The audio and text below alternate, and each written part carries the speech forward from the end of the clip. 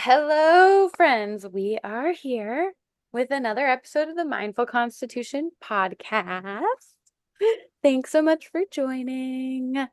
Um, Today I'm here with my friend Hannah Kohler of Hello Marigold.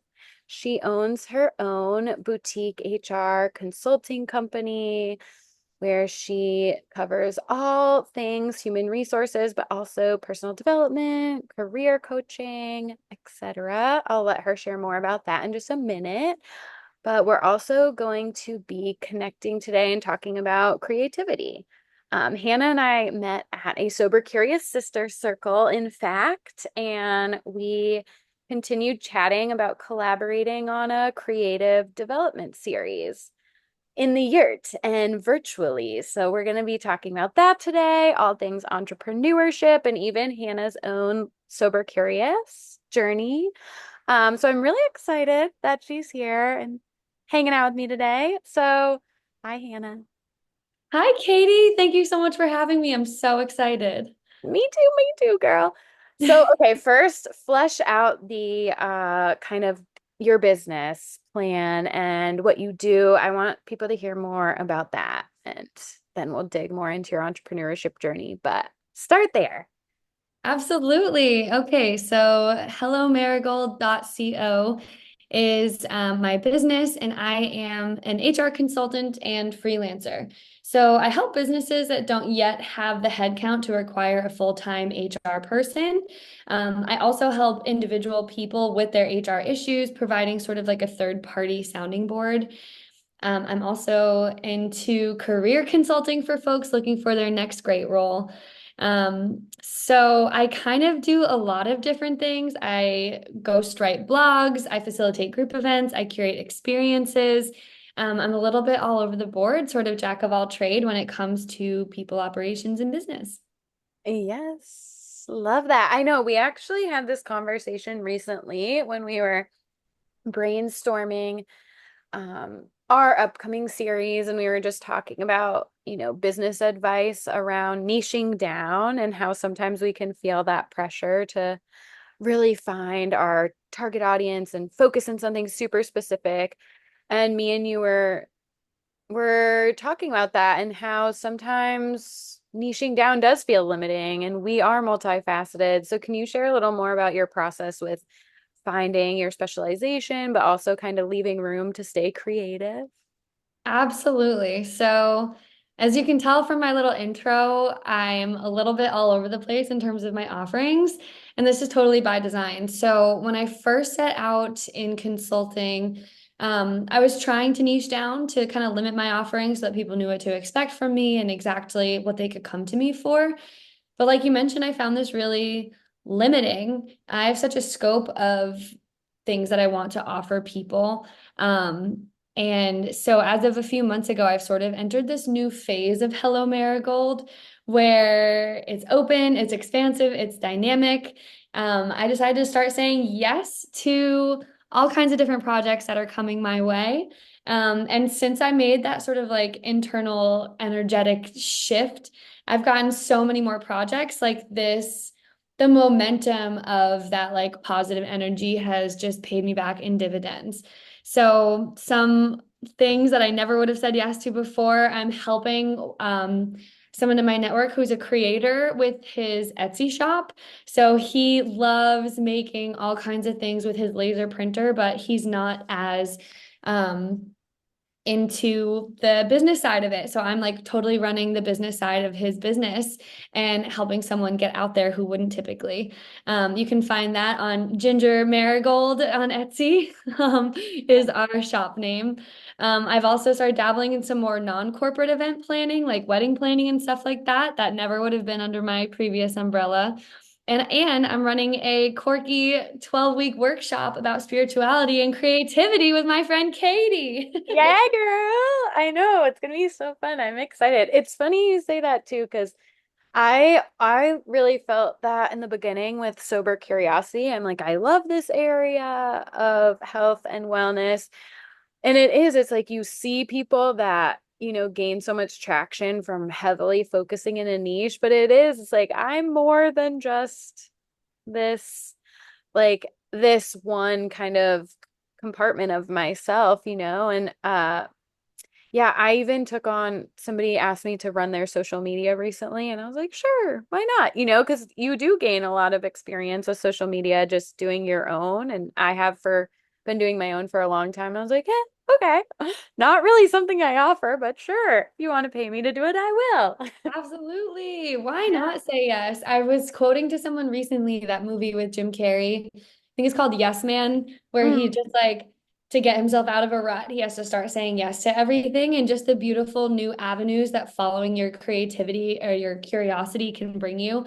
So I've definitely found that in my personal life, time after time after time, and now doing it with my small business has just been so rewarding.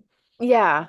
I know that was the inspo for the year too, because I created it with the vision of doing sober curious sister circles. And I didn't really have any other plans aside from just being open to the possibility of collaboration and seeing how that would unfold. And here we are.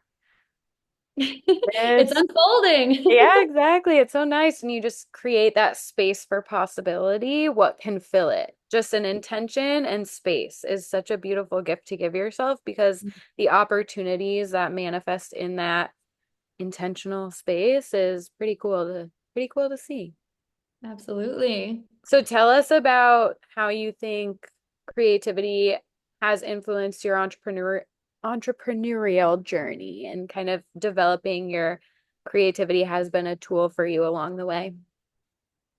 I think being in a consulting role um, is an incredibly creative endeavor to begin with because every person I talk to, every business I work with, every project I take on is can be so different. There's not obviously you can templatize some of the work that you do, but it really requires creativity to come up with new and different solutions. The reason that people are coming to a consultant is because there's something that they couldn't solve for themselves or something that they couldn't get themselves out of. So, if you come to people with like the textbook, here's what you should do, it's probably not enough. You have to be creative. So, starting from that sort of like generative place of everything I'm doing is creating a solution for a client or a customer. Um, Obviously, starting a small business is incredibly creative and generative, and you have to, select your logo and your website, and there's so much to it that it's so self-reflective. And you're basically putting out there a small sliver of what you are. Hmm. And then, like I was mentioning in the last little bit, the momentum of yes has opened so many doors for me. So once I cut my restrictions of trying to niche down and started following my curiosity, like these doors keep opening. And that's a really big theme in the Artist Way book and program, which is that, the more you say yes and the more momentum you put into intentional directions of your energy, the more it'll kind of pick up speed and carry you through. So, I've done the artist way. This will be my fourth time actually. So I did it once as a group participant, once as by myself, and then once as a group leader. So I've already led a group through this process, and I hold the principles in the book through every single thing that I do professionally and in my personal life, even when I'm not using the tools every single day. The artist way has totally changed my life in the way that I'm able to run every single thing I do. So Yeah. creativity is a huge part of Hello Marigold and a huge part of Hannah. Yeah, I know. I love it too. Same. I feel like it's so multifaceted how creativity comes into entrepreneurship, especially like you mentioned in a consulting role. Because on one end, as you develop a business, obviously the ways in which you can market yourself and brand yourself is endless. So developing what you want that to look like and sound Yeah, like and feel like such a creative process. And then even like creating content all along the way. How does this resonate with the person I'm trying to attract? And right. I feel like and your offerings, everything is a act of creation. And to what you said that stood out to me is that individualized approach to your needs of your client. every case is different, and finding how you can really connect to them in an authentic way, it forces you to be creative and meet Yeah. their needs and really look at, okay, what is it that you specifically are looking for that you can't just Google? Yeah. And so another piece about the momentum of things. So in the Artist Way program, Julia Cameron talks a lot about synchronicity, which is sort of like when the universe is speaking to you through something that might otherwise feel like a coincidence or something like that, but is actually like the positive progress moving forward in what you're doing or what you're supposed to be doing or meant to do. And right around, so a few months ago is when I decided to stop niching down and say yes and take on all these new projects. A couple weeks after that, this woman that I've done a lot of freelance work for, her name's Cassie. I've done work with her for one of the businesses she supports. She's a fractional CMO. She does a lot of marketing. She approached me about rebranding my business for me for free because she's trying to build up her portfolio of working for like really small businesses and female entrepreneurs. And it was right at a time that I was changing my offerings. I wanted to maybe change my vibe and to show people a little bit more personality. Like my Wix website is templatized and pretty standard. And this basically like gift of creativity just walked into my email inbox and said, hey, I see that you're trying to change everything, change a lot of things about your business. Here's someone who can usher in this new wave of change. So she's Cassie at creativefont.com, and she's absolutely unbelievable. If you're an entrepreneur looking for, marketing support, I would definitely recommend looking her up, and she's already done wonders for me.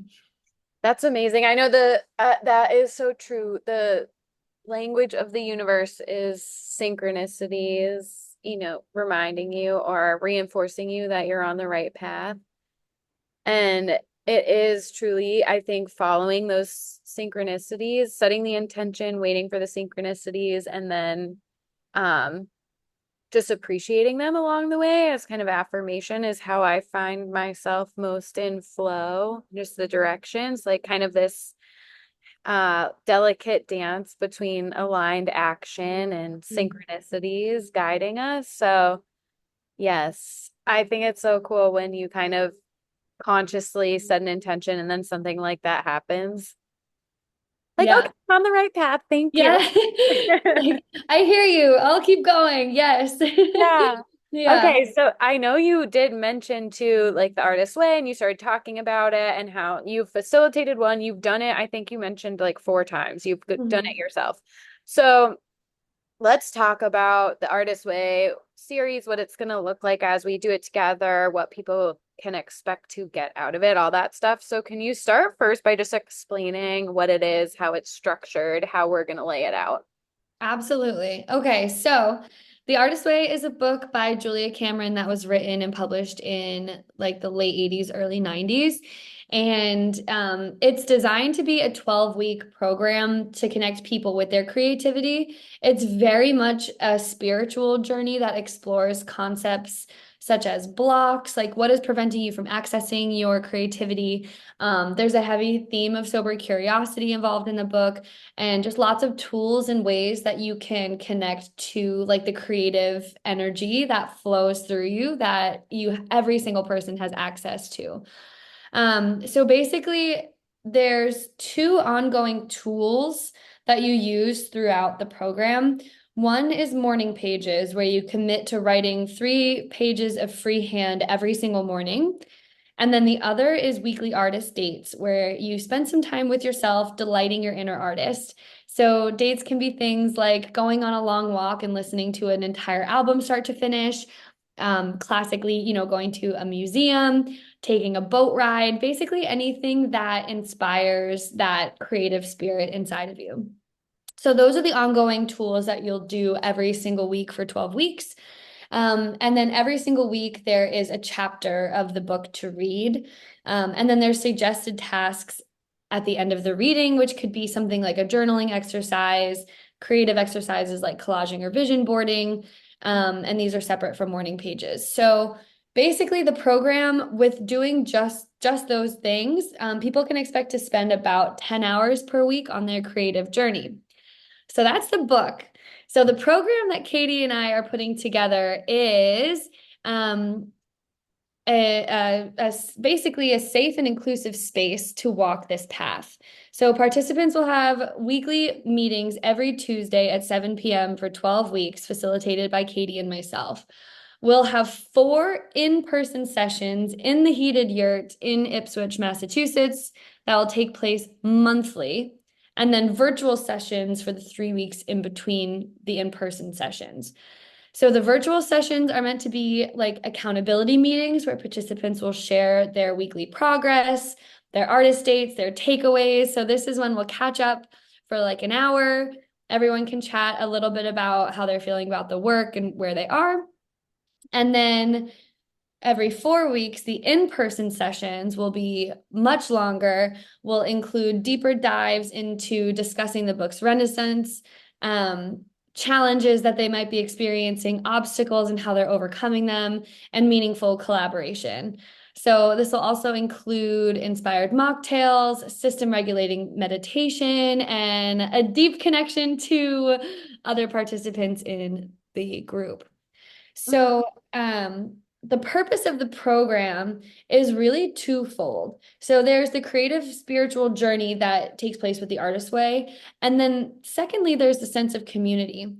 So, real life connections based on specific intentionality can be life changing, and repeated connection can more easily lead to long-term, friends and community members. So ideally, you'll come away from this program with a connection to your creative self, your spirituality, the positive intention of the universe, and also some, like-minded friends. Yeah. So basically, this whole experience is going to be a freaking vibe. Community, nervous system regulation, creative development. It's going to be spirituality, which is just so exciting. I think it's going to be so fun to balance not only creative development with in-person connection, which through the Sober Curious sister circles, I have seen just how much people are really craving in-person community. I think a lot of people after the pandemic kind of felt like, okay, enough with the Zoom calls, even though we are having those as well. And there's also going to be an ongoing kind of like text chat for anybody too, so that in between weekly calls, we can keep up with each other and, check in accountability wise, make sure we're all doing our morning pages or maybe not and talk about why. And so I think it'll be a really cool container with lots of dynamic outlets for support between the yurt, the weekly calls, the ongoing chat. It's going to be really awesome. And I know it's going to be super meaningful for everyone involved. Absolutely. Yeah, I would say if you're someone who is feeling like you'd want some more positive energy in the area of creativity, like whether you're stuck in a rut, whether you're already creative, any of those things. And the same goes for your community. Like if you're feeling like you want to inject some more light into your friendship circles, this can be a great way to make the slow season, the cozy season, something generative and a place where you can really grow. And like Katie said, um we're gonna have like a WhatsApp group chat where people can stay involved with one another and connect. So the focus is connectivity, spirituality, and creativity.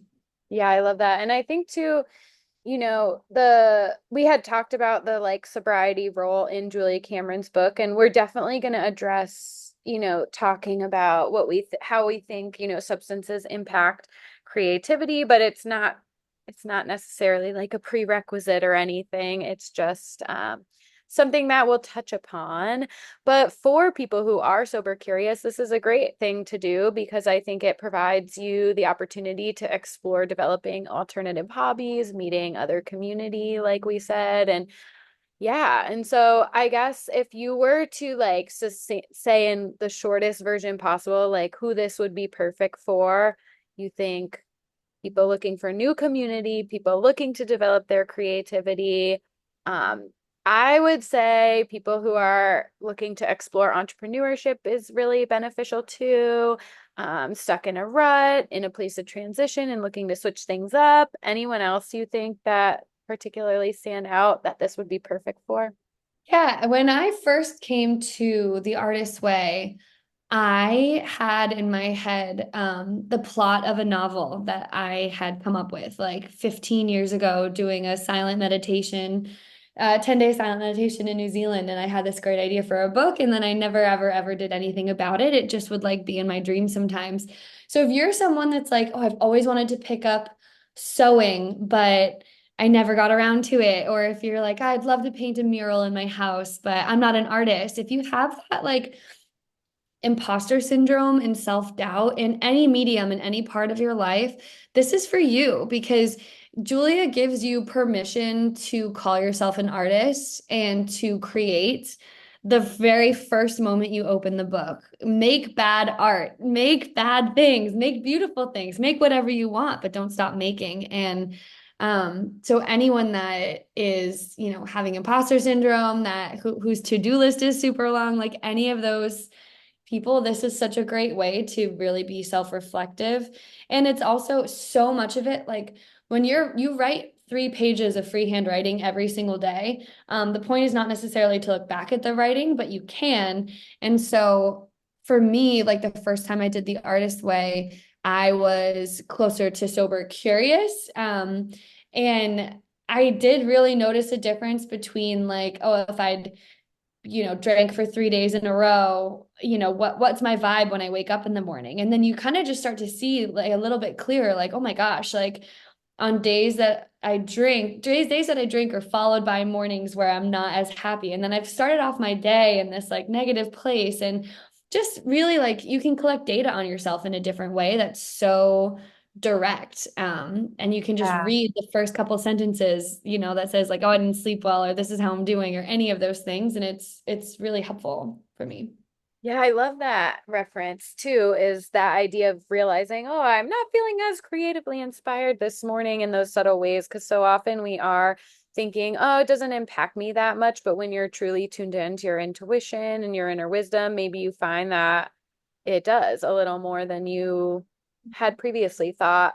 Yeah. And the other thing you said too, just about making bad art and being creatively inspired and the invitation for everyone to be an artist of their own design is so powerful because I really do feel that we all have a creative source that resides within that we really want to express as humans. And I don't think all art necessarily has to take on some kind of more conventional definition of art. A lot of people think, oh, painting or this or that, but it really is the creative energy we have to make anything, to build a yurt or to garden or to go out and just notice beauty around you. Any act of bringing something to life, too, I think that expanding your definition of what creating art means and allowing, yourself to get curious about what that looks like for you. Because I believe we are all here to create some type of art, Mm-hmm. various forms.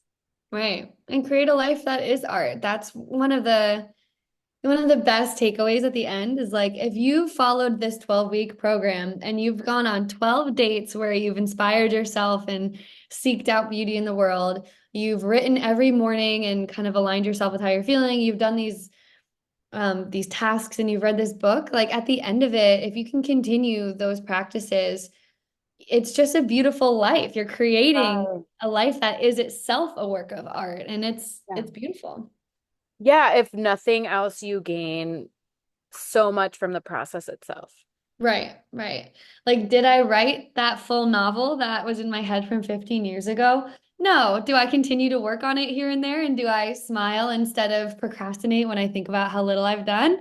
Yeah, Yeah. like I'll just pick up a couple pages here and there. Something will remind me of a part of the story. And it's nice that it's not, that it can be a part of my life and that one day I'll have a finished novel, maybe. But until then, Yeah. it's a really fun pet project. Hopefully I have one day too. I think that what you were just saying reminded me too of the book. I think I brought it into the year when we Yeah. were brainstorming, but it's called The War of Art. And it talks about that inner resistance that comes up a lot when it comes to creating and how so often, even though we have this kind of intrinsic desire to create, that we kind of put it off and it's just like such a procrastination. So I look at this too as, if you're somebody that has been wanting to take messy action and just you don't even have an idea of what you want to make or create, but you just want to tap into the energy of creation more, then Yeah. just do it and see what comes of it, maybe with no particular intention in mind. Right. And I feel like we could all benefit from focusing more on process-oriented endeavors that connect us to being present and just exploration and curiosity and enjoyment of the process without any really desired outcome in mind. That's a cool journey to embark on. Absolutely. Especially if you're someone who professionally has been trained or trained yourself to value outcomes above all else, which obviously can be very important in the business space, but that bleeds into your brain, and it's hard for you to separate out that pressure for productivity in Mm, other places in your life. Sometimes things are worth doing just by the virtue of doing them. You don't need to have an outcome at the end that's yeah, gonna send it to the Louvre. Like you can just make silly art that makes you happy or write a dumb poem about something and smile at it. Yeah. totally. What I've found in my own business too is I almost feel that embracing what I'm enjoying in the moment has actually brought me to better outcomes than focusing exclusively on the outcome at the cost of my enjoyment of the process. Like the outcome's never really as what I want it to be because I'm Mhm. just kind of doing it for the sake of the outcome as opposed to like, I'm just going to immerse myself in the process and see how this unfolds, which generally speaking, when I'm doing it from that vantage point as opposed to the reverse, I personally find better outcomes. I'm almost more productive in those cases. So yeah, there's a lot to be gained from a little detachment. Yeah. Well, that's kind of what we were talking about earlier is like when you follow your curiosity, you get momentum and you Mm, find joy, and such beauty comes from joy rather than, discipline and just yeah. pushing through and making something because you think you're supposed to or you're told you're supposed to. Right. It's an inspired energy that's, I think, very enlivening as opposed to kind of more draining when we do things Mm, and like get it done. We just got to get the outcome. It's not the same. It feels resistancy over flow. right. So Absolutely. yeah. Yes, I am so excited. Okay, so then you had talked at one point about Julia Cameron and how she does kind of take a strong sobriety lens to the development of creativity. So can you elaborate a little more? I know obviously for anyone that's going to be joining, this will be something that comes up and we can talk about it, but what are your thoughts on her vantage point on sobriety and its impact on creative expression? Yeah, so the fact that Julia created this program to be a 12-week program, that's kind of signaling itself where it mimics, in a sense, like a 12-step program. But basically, Julia has been an author for a long time, and she used to think that she needed to drink to write. So she would do some of her best work kind of like on a deadline and drinking. And so she had fear that if she stopped drinking, she would be unemployed. And actually, if you've ever read Stephen King's On Writing, he talks about a really similar um, phenomenon in his own life. And when he wrote, I can't remember what it's called now, but I'll think of it later. He wrote one of his books about an author who gets kidnapped. That was actually about his alcoholism and how he Mm. thought that his muse was alcohol and that he did his best writing when he was drinking. And both Julia and Stephen King came to decided that their life was more important than their writing. And so they both gave up alcohol and then found in sobriety that they had more creativity and that the quality of the work was better. And it was more paced out and less frantic. So she definitely does advise that people try to abstain while you're doing the artist's way to more directly connect with your creativity, to not put a block between, yourself and what is sort of flowing through you.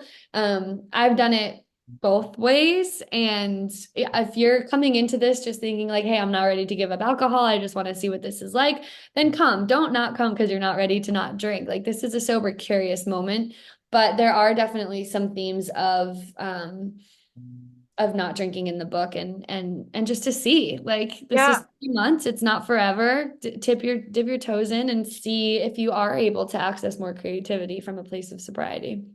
Yeah, totally. That's great. It just could be an opportunity to, like you said, collect more data on yourself too. And even if you don't feel like now is the right time to not drink in conjunction with this, it can still be a great thing to observe in yourself and just collect data, collect observations like you did. The Absolutely. first one, noticing, oh, I don't feel as creative today.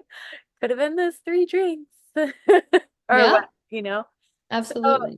speaking of that process, though, I want you to share a little about your sober curious journey because I think yours is kind of from a place of how can I be my best self? And that's really inspirational, especially in preparation for parenthood, etc. So I would love to hear more about your sober curious path, how we met.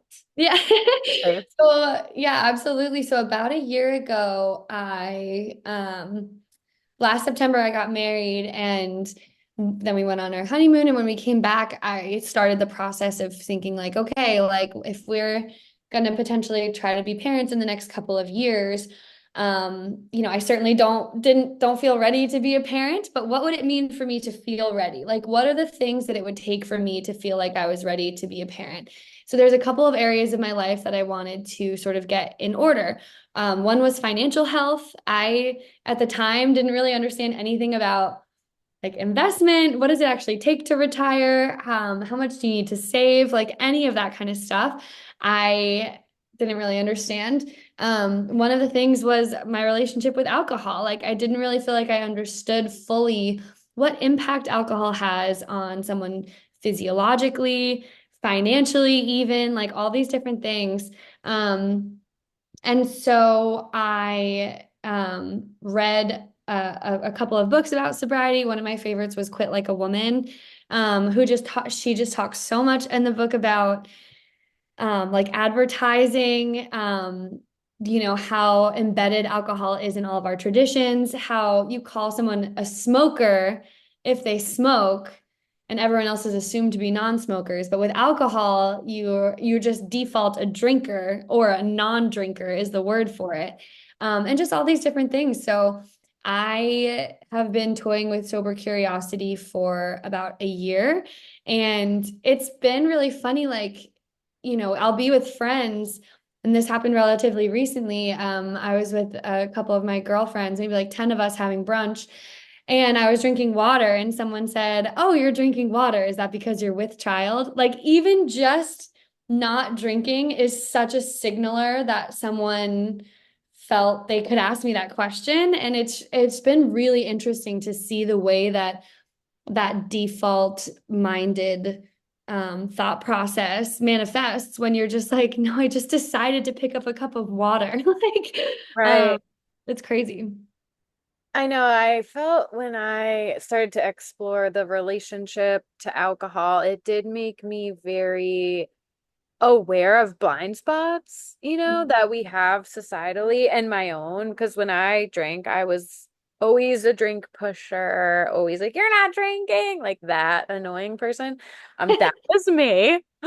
And I feel like, you know, looking back, I'm like, wow, the only reason I have the awareness I have now is because I stopped drinking. So it allows me to see both perspectives so much more. Like I have compassion for people that are coming from that place because I know when I did, it was because I centered my life around alcohol. And so that was why my perspective was like that. And then when Mm. I came away from it, it also made me realize, wow, like there's so many different ways to think. As soon as you like make a shift and to explore your programming and realize like, oh, all my belief systems are just rooted in my personal experience. And so I think it's definitely exploring my programming has allowed me to have, I feel more compassion for people of like differing perspectives because I realize how easy it is to flip your perspective when you actually change something in your life and you're seeing things from a new vantage point. Mm, And it's just kind of like, oh, wow, yeah, everyone has their like level of awareness they're operating from, and you don't know it's limited a lot of the times when it is. right.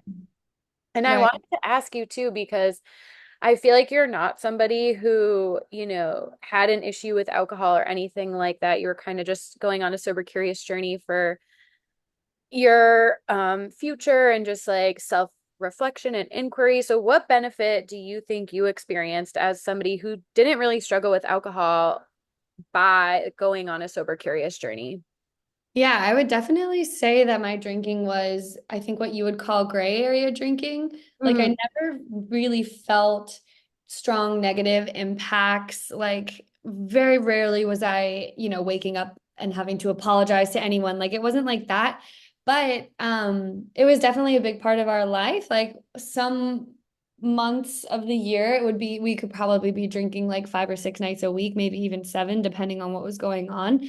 So it's like, that drinking where it's like, did I not have a problem? Did I? How hard was it? I don't know. It's really hard to tell because that's part of what I've learned on this journey is that like, um, like abuse, like substance disorders or full addiction, like it's not actually as binary as you would have thought. And a lot of times, like I had a friend before I started this journey, I had a friend that decided to go sober. And one of my first questions when we were talking about it was like, do you think that you're an alcoholic? And even that, like, you're either an alcoholic and you have a problem and you need to stop drinking, or you're not and you're fine and you can still dabble. And so that was a really important shift to me to make, which is that, it doesn't have to be life ending for it to still be bad for you. So that was really important. And some of the benefits I've noticed in the past year, I definitely feel so much healthier. Like there's sort of a trickle down with drinking where it's like it's not just the drinking that's not healthy, it's like all the decisions around it. And financially there's a trickle down where it's like, well, now you have to Uber because you definitely can't drive and you have to, buy that late night food and get delivery or whatever it is. So there's just been a lot of like intentionality and control. And I think that that's actually a really big part of my choice to go on this journey in the first place was that as my husband and I are considering parenthood in the near or far future, there's a huge shift of control, and eliminating alcohol felt like something that was so, or limiting alcohol felt like something that was so important to regaining a sense of control, where it's like, okay, I'm not going to be able to control if my kid is sick or what they're doing. Like they're going to be their own person. My job is to just, provide the environment and help them be the best version of themselves. But um, if I'm also drinking and am hungover when they need me, or if I'm not able to like be there for them in a certain way, or if I continue to limit my memory because I'm like giving myself brain damage because I've been drinking all this alcohol, I'm not going to be the best person for them. So it's just another way. It's like a control mechanism to say like, okay, I can't control everything, but I can control these things about how I am and try Right. to improve myself in that way. Yeah, like I can provide the best possible version of myself, the best possible environment, and Right. that's the best I can do. Right. And I think it's just so beautiful that you chose to explore that. I think so many people don't take that opportunity before having kids. And I recently did a presentation on sober curiosity as a tool for deeper healing because I feel like it is just that, you know, as you illustrated, it's like it doesn't need to be a problem for you to learn so much about yourself and Mm, your belief systems and your ways of thinking and your kind of behaviors to go on a sober curious journey. You can learn a lot and improve a lot and work on personal development in so many more effective ways. mm, I think it provides us that like clarity we need to do some of the deeper inner work, even if right. are someone who only drinks occasionally, I think once you take it out completely or really start to look at your relationship with it, you become more sensitive to noticing the way it's impacting you, even in ways where prior you may have thought like, oh, that's nothing. Uh, Yeah. And so to consider too, why are you reaching for it? Like I think I shared with you in the Sober Curious circle that I went to, the Sober Sister Circle. I was like at a beach on a family day over the summer, and there's little kids running around, and one of the dads starts looking in coolers and is asking everyone if they've brought a beer that he can borrow, and he can't find one, and he's like and just because of where I was on that journey, it just struck me like to me in my own body in that moment, like a beer, nothing would have made that moment nicer for me. Like I don't feel like I needed whatever it is that beer gives you. And that's not to say like there's many other times this summer that I did feel like a beer would give me something that the moment didn't have, but just that change in reflection of thinking about like why? What is at the bottom of that beer can that is not present in running around chasing crabs with these little kids, like what is that impulse, and is it just that it's so habitual that you equate outside beer summer together, or is it actually an intentional choice that you're feeling like, oh, this will help me relax more, or oh, I can't stop thinking about work, and like once I started reading books about it and thinking about the physiology of it and that draw, then I saw questions in way more, behaviors than I did before. yeah, that's so, I think it's so cool to see people operating at that level of taking full ownership of your life in that way and really like looking at your choices and decisions. And I feel that is the greatest catalyst for change and spiritual growth and personal development is just really getting honest with our choices, even if they are normalized. Like so much of what is normalized, maybe not conducive towards our healthiest, Mm-hmm. awake and aware and present self. And so just holding ourselves accountable to explore, how is this resonating for me in my life? And how is this bringing me closer to the life and person I want to have and be? And so, yeah, I was curious though, because you had mentioned your friend that was eliminated alcohol and how your inclination was to ask if they had an issue. And so, what did they say? And how did that conversation end up? Yeah, that was, but like I said, that was before I had read anything or like had done any of this thinking. She was, gave me some examples of where her drinking was like really hurting her. So I don't think she went as far as to self-diagnose as an alcoholic, but she is over a year sober now, I believe, or she's like almost at her year mark. And she's incredibly inspiring and has made huge changes in her life. And I think I don't know clinically what definitions are, if she was or was an alcoholic, or if that's, I don't know anything about that. But yeah, I think she made a choice, a very strong like choice. And then I think went on more of a journey of like learning about why. So I think that she identified that it was a problem in her life. She stopped drinking, and then maybe she did more like reading and categorizing and seeked a therapist who has that as a focus and all those other things. So yeah, she's absolutely amazing.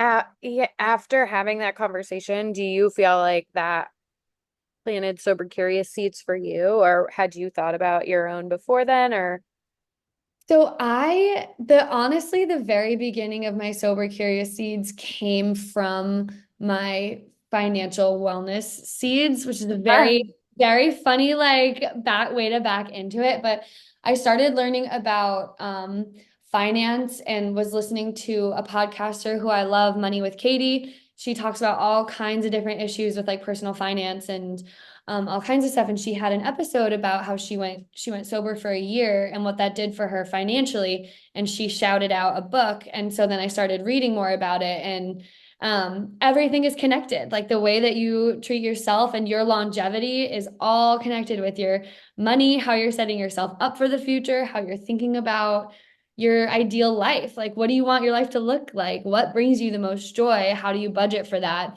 Um, so I think that was kind of the very beginning of it, but she's definitely inspired me in more ways than one. My friend with the conversation, yeah, absolutely. I think it's all, it's that synchronicity. Like once I started thinking Yeah. about it, then someone And in you my start life seeing got it sober. everywhere. You're like, wait, I know it's wild when you start sharing too about it. And then, people that you never expect come out of the woodworks and they say, like, I'm not drinking, or yeah, I've kind of felt the same way.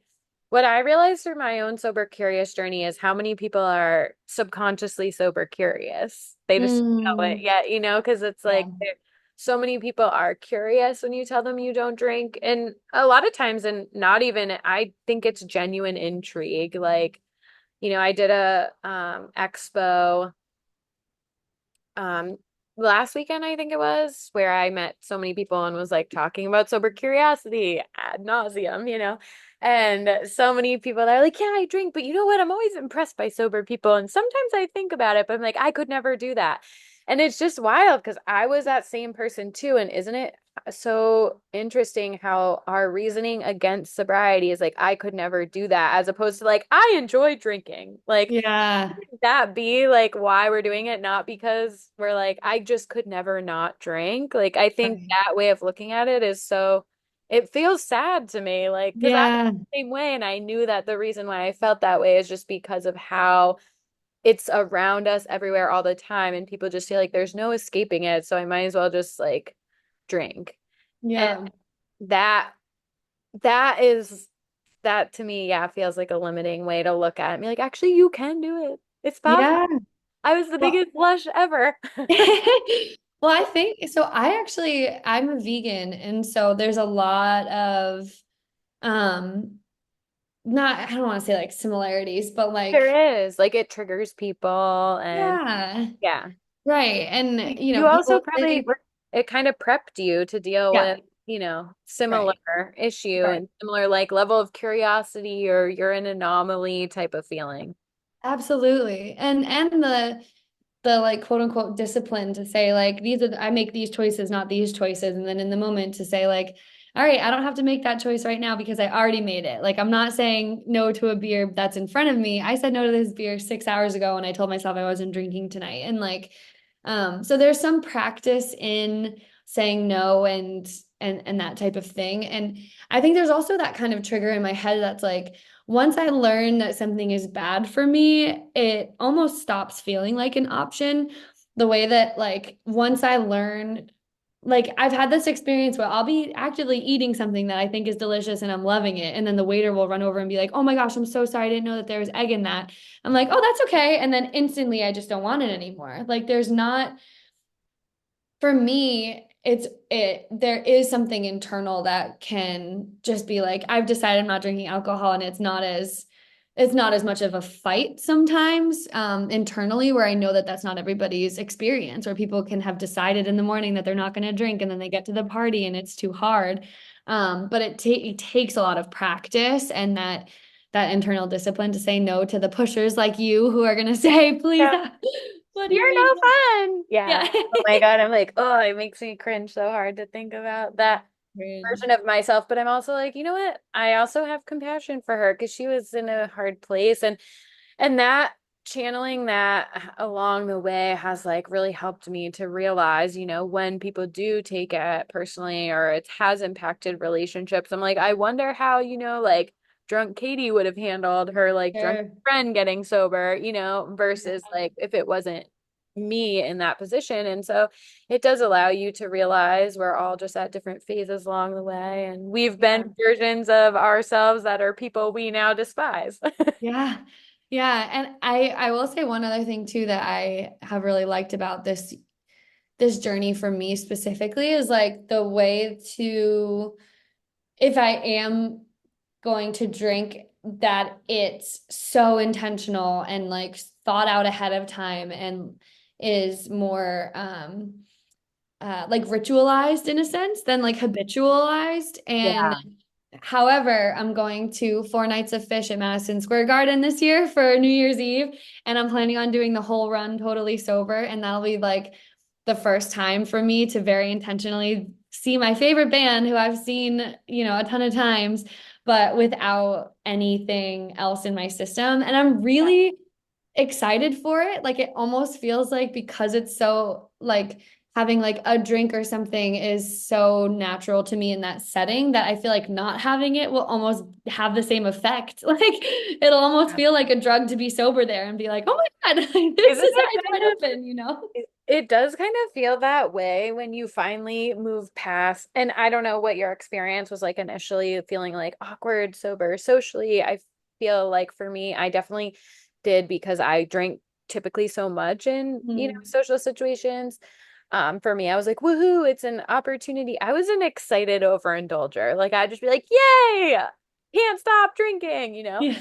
And so I feel like it took me a minute to recalibrate to socializing without alcohol. But when you get there and you actually realize like I can do this, it is kind of really invigorating and liberating to be like, oh, like I can have fun doing all these things. It's not like, oh, I either have to drink to socialize and have fun or hermit myself at home and not drink. There was definitely a period of time where I preferred, being at home for a little while when I first stopped drinking, but eventually getting out and socializing without it, it's like, it's so nice to be able to Yeah. and have like that connection with other people and not have need it to be lubricated. Right. I've realized I definitely have to be in like the space to do it. There's no like forcing socializing when I'm not in the mood anymore, but that's like good, right? Instead of being like, I guess I'll just drink to deal with this, or to be Yeah. social. Yeah. It just forces you to kind of listen to where you're at a little bit more. But then when you are socializing and you're really in the right place to be doing it, it's so nice. Yeah, absolutely. And there's no negative consequences later. Like it's not like, oh, well, I had to, like I've been to fish runs, just to use fish again in New York City, where you're basically like nocturnal, like you party all night and then sleep all day, and then you're hungover and you have to start drinking so you can get back to the show to like keep it going. And not that that's how the whole scene is. Like I don't want to Yeah. give it a bad name, but like I'm really excited to go to museums and just eat the whole time and, just do New York in a different way. And I think giving, like you said, like giving yourself that like joy of sobriety is such an important lens switch because you're not missing something, you're gaining something else. Like it's positive sum game.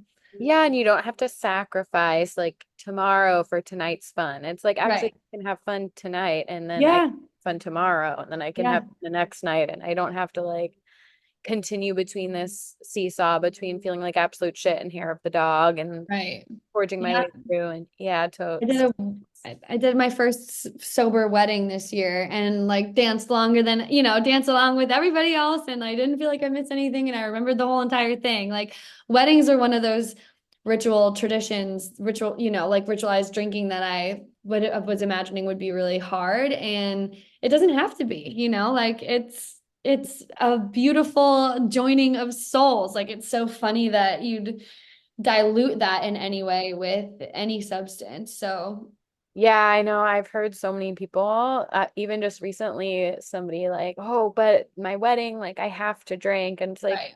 you don't have to. In fact, like there's a lot of I worked, did a lot of catering, and it's like sometimes I feel like the nerves make the bride drink too much, and I like that sounds like more of a nightmare for me if like you accidentally got too drunk and it's like you just spent $50,000 on this day that you like Yeah. kind of remember talking to everyone you ever knew in your life. Yeah. Better hope those photos come out well. Yeah, You I know, remember right? it. The $5,000 photographer, you need those to look good. Yeah. Yeah, so love talking to you about all this. So awesome. So yeah, we covered the 12-week creative development series. We covered your sober curiosity. And just to kind of wrap things up in terms of creativity and what we have going on here, what role do you think creative expression plays in yours specifically, but our overall health and happiness? When you're aligned creativity with your own creativity, you have this like focus, this purpose, this joy, pride, marked progress, and and joining a group like this or a community like this, the addition of connection, like all of those things are so important for the play of your soul and to keep yourself stoked and nourished. So I personally think that creative expression is a huge part of it. And if someone were to ask me if I'm an artist, I would say yes. And if they ask me what medium, I would say, I don't know. Like, I'm Nice. not specifically great at anything that I've tried during these processes. If you do end up picking up a new hobby or increasing something that you're great at, or, making a bunch of new things, that's wonderful. But if what you get out of this is a deeper connection to what's possible for you and what you are capable of, that is just as valuable to, improving the quality of your life, the texture of living. Mm-hmm. Mm-hmm. Mm-hmm. Mm-hmm. Yes. I think too, what I would say in terms of like the importance of creativity in this series and what I hope to bring out for people is just I think spiritual health is really overlooked in our society. I think many of us look at the connection to creativity as like an option for fun, but I really view creative expression and creating as humans as like a necessary nourishment for our soul and development of our soul and for individuation and really understanding like what did I come here to uniquely contribute to the world? Because I don't care what anyone says, I believe we all have a unique contribution to make when we tap into our intuition, our inner wisdom, our own wells of curiosity and creativity. And I really do look at like creativity as nourishment for the soul. And just like we have a healthy diet to nourish us physically, or we have an exercise routine, or we have mental,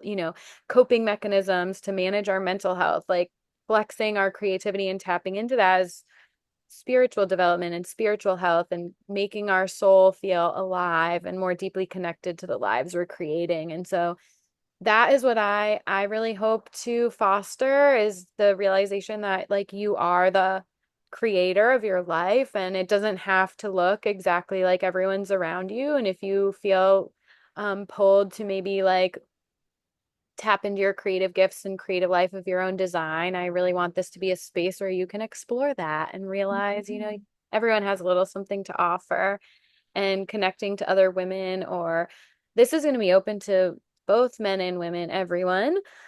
So yeah, I think it'll be really inspiring to be around other people that are in the same pursuit. We need Absolutely. more soul connecting and enlivening in the world. And so that's what me and Hannah and I are going to create for you all. And we're really excited for this offering. So yeah, share one tip for anyone who you think is looking to develop their creativity and then share where everyone can find Hello Marigold, etc. Okay, one tip for anyone who is looking to develop their creativity is, of course, join the artist wig. Um, Yeah. the my one of the tools in the book is taking yourself on artist dates, and I cannot recommend this enough because giving yourself permission to say, like, for these 12 weeks, I am going to take myself out and no one else is coming with me. And the point of this is to inspire joy in my life. If you do that for 3 months straight, like, you can't tell me that your life won't be better at the end of that. You've just spent 3 months following your curiosity, going to museums, taking yourself on walks, pampering this corner of your soul. Artist dates are absolutely one of my favorite tips to anyone looking to develop their creativity. Yeah. And what a like positive, constructive, way to start the new year. Just focus like on your own kind of growth and expansion and health and community. Um, I think it will start your new year in quite the way. That's right. And in terms of me, you can find me on LinkedIn at Hannah Kohler, or search Hannah Kohler, KOELLER. And my website for my business is hellomarigold.co. So that's HELLOMARIGOLD.co. Beautiful. Well, thank you for sharing. And I'm so excited, everyone. If anyone has any questions about the Artist Way series, it'll be kicking off in January. So reach out to me or Hannah.